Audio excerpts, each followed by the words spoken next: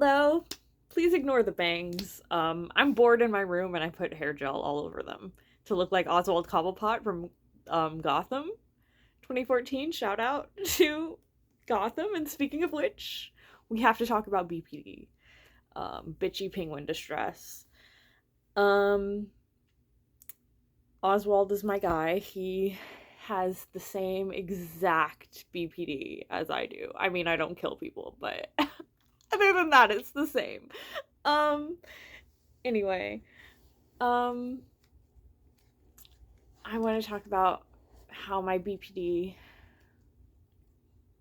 how handling my BPD poorly cost me all of my friendships. Um, so I developed an obsession, a crush, a limerence on an online friend. This was starting late 2022, early 2023, is when we started talking. And then I confessed to her. I was really limerent on her. And I confessed to her um, because my therapist at the time told me I should. And I've never confessed to anybody. I wasn't vulnerable with my feelings at the time, with any feeling at all. So to like jump off the deep end with I like you, like that's such an embarrassing admission, you know. But I was so convinced she liked me. So I was like, okay. I wouldn't have done it if I thought otherwise, to be completely honest. So I tell her I like her in April 2024. She rejects me. And so I try to handle it well. Um, and I try to take medication because at this point I'm like, there is something wrong with me. I have BPD or something. There is something wrong with me. So I'm medicating. I get from a psychiatrist, I am prescribed Lamictal. And I start out at 25 milligrams. And for the first week, I sob 4 out of 7 days. I sob myself to sleep. So that was an interesting side effect. I don't know if anybody else has dealt with that. But maybe that was a sign that it wasn't the right drug for me. An early sign. But then, it starts working. Like, I start feeling really, really good and really giddy all the time. And I keep upping the dose and getting giddier and giddier. And then eventually it's December 2024. And we've upped the dose at this point to 200 milligrams. And at the end of the month of the 200 milligrams, but at the beginning of the month, it was December 9th when this happened. December 9th, 2024. My dog died a few days before this. I don't know if that was the trigger or what. If there was a trigger or I don't know. But I spiral. My thoughts start spiraling and I am not sleeping. That lasts like 2 days. And then I fully go into psychosis. And we didn't know what was happening at the time. We thought I had overdosed on pills. We didn't know what the fuck was happening. So I go into psychotic mania. And psychotic mania, you're not in control of your delusions. Obviously. They're delusions. So I'm convinced that Alexis is my soulmate. I'm communicating with her. This online friend, I said her name. Whoops. I'm not gonna edit it out. I've been talking about this in group therapy for at least 9 hours a week, every day, for months. So it's gonna slip out. Just naturally, me talking about this is gonna slip out. Okay, so I'm fully convinced Alexis is my soulmate. And it's really that delusion for whatever reason. All the other delusions, like I'm God, I'm Satan, I'm the Penguin, I'm the Scarlet Witch, I'm an old lady in a mental institution, all of those delusions. Really easy to be like, yeah, you had a manic episode, you were psychotic. That delusion stuck with me, that I was her soulmate. So after I experienced the mania, I'm obviously put in a mental institution for a week, and I get no follow-up. I get no outpatient services. I'm just expected to go back into the real world, and I'm still a little bit manic. I'm not psychotic, but I'm manic. And I try to talk to my friends. I specifically try to talk to the friend I was limerent on. She's not communicating with me. The whole year, I try to communicate with her. She's very not uncommunicative to me. And at some points, I am not normal about it. I'm not sure what point in the year, but at some point I just spam a bunch of voicemails. I'm not sure if she listened to them, but spam a bunch of voicemails. She's apparently at a funeral. So, that's fun. I use my other friend as a therapist friend because they are the only person thus far who has ever shown any signs of like, I understand where you're coming from.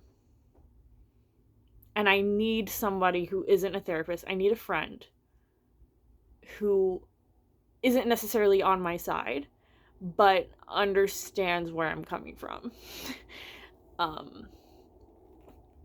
With the whole limerent thing. So I use that friend as a therapist, as emotional support. And another friend I use to access the limerent object. I'm like, hey, have you heard from this person? Hey, is this person okay? Hey, tell me. Tell me, because they're obviously communicating with each other, and they're friends. And I feel like that person is my replacement, because me and this limerent object, we used to be the best of friends. Not like, I don't think she saw me as her best friend, but I saw her as my best friend because I was isolated before all this happened. And I had nobody. I only had these friends. And I built the entire community. I was the one who was like, hey, let's hang out this day. Hey, we need to talk to each other. Hey, we need to keep in touch. Let's hang out this day. Let's do this. Let's do this. I was the one organizing everything.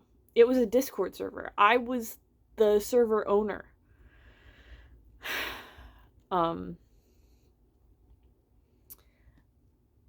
then about December 2025, so a full year after my manic episode, I get the news that my limerent object is dating someone or has gone on a date. And I overstep and I ask uncomfortable questions. Because, well, to be fair, I'm not defending myself at all. We had a voice call months prior to this where she told me if I ever needed to ask for anything about the situation, ask. So, she didn't say ask about my relationship, but I did ask about the situation. I brought up the situation. I bring up the situation because we're not talking. And I'm like, well, I obviously need to clarify my point of view. I need to apologize constantly. I need to explain myself constantly to this person. Who doesn't want that? Doesn't want all these explanations. Doesn't want all these apologies. But I will just say that she said, and I remember this, it was on call, it wasn't in writing, but I do remember she said that I could ask her questions about it. So that's what I did. And I was like, this is the last time I'm ever going to ask you anything. And she obviously was uncomfortable with me asking about her, at the time, current relationship. So she blocked me. Finally, right? Finally. And then a few months go by because I'm trying not to let it get to me that my favorite person just blocked me. But it's obviously getting to me. A few months go by and I contact my other friends, my therapist friend and my friend that I'm using to contact the limerent person, or to like get in touch with the limerent person. Oh my god, I need to talk to this person so badly. I am also posting on Tumblr at the time. A vague posting on Tumblr about the whole situation, just like how it's making me feel. Because I can't express this enough. This entire time, ever since I started liking the limerent object, abject torture on my end. Just the worst feeling you could possibly feel. I've thrown up about it. I've sobbed about it. Countless times. I can't express to you how extreme BPD is. And I'm dealing with a BPD episode for like the first time in my adult life. Like, and the after effects of psychosis, psychotic mania, and the psychotic delusion is still in my head. We're soulmates. No, you don't understand. We're soulmates. That's still an idea in my head for some fucking reason. I'm stuck on it. Anyway. My friends, the therapist friend, and the friend that I'm constantly asking the limerent object about, are angry with me. I apologize to them. I don't know if it's good apologies, but I apologize to them. I'm like, hey, I'm deeply sorry. I'm willing to change. I am getting better. I'm actively working on myself. Their response is to block me. They give me reasons. Some would say they're kind about it. I lash out at the therapist friend because they use language like, I just don't have enough time to deal with you. It's not that, that's a paraphrase, but that is what my BPD brain is telling me. I call my therapist friend a cruel person who uses therapy speech. So that's a great thing to call somebody, because I wanted it to hurt. I wanted them to think about it. I wanted them to know that they were hurting me and to just roll that phrase in their mind, a cruel person who uses therapy speak. I wanted that to come up over and over again for them. I weaponized it. I apologized almost immediately about that. And then that's when, once they blocked me, that's when I went off the rails, because being blocked by your support system, by your entire support system, you know, it's kind of pathetic that I was so isolated that my support system was these online friends, these 3 online people that obviously didn't.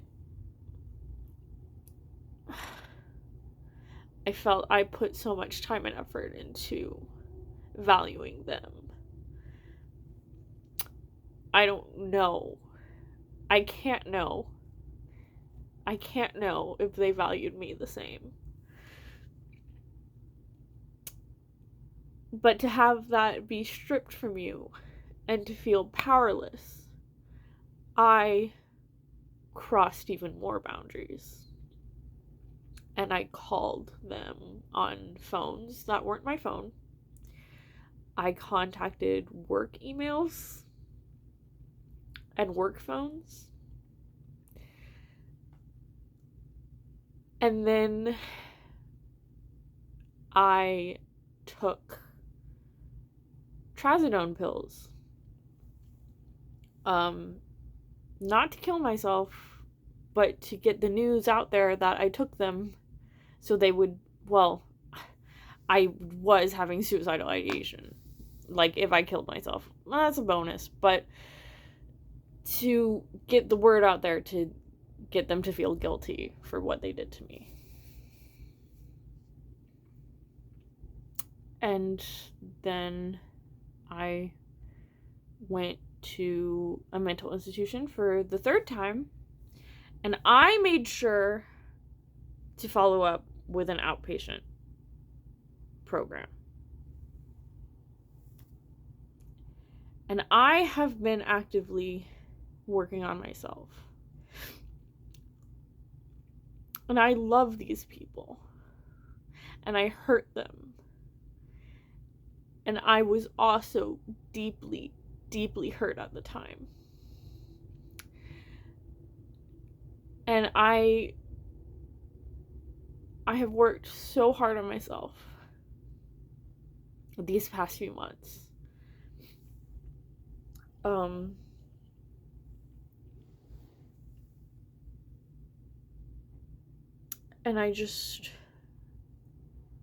I love them and I miss them.